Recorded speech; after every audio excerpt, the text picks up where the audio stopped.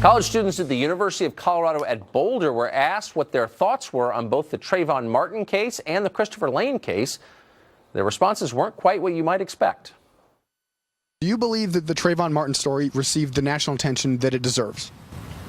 Absolutely. I think so. I heard about it for like 2 months straight, so I'd say it got plenty of attention. Do you believe that the Chris Lane story has received the national attention that it deserves? Can you remind me which story that is? I don't know who Chris Lane is. You don't know? No, never heard of that. What's going on here? Joining us now to discuss it is host of the web series The Caleb Bonham Show, reporter for Campus Reform, Caleb Bonham. Caleb, thanks for joining us.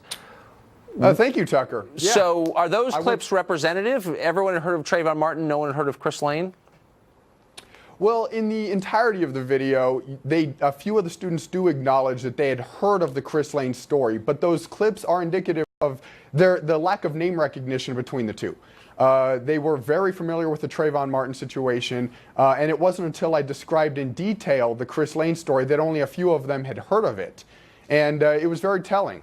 Well, here's what we've got a sound from your interviews here. This is one student's explanation for it. Watch.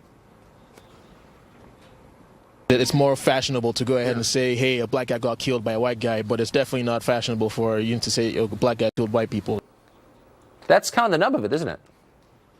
Yeah, and that was a very powerful clip simply because I think most of the students that I recognized, it actually is a very encouraging video because they see through the narrative. They saw why one case is played up and the other one is sort of swept under the rug. They understood that, as that young man indicated, that it is fashionable, and as he continues to say, to maybe portray white people as the bad guys.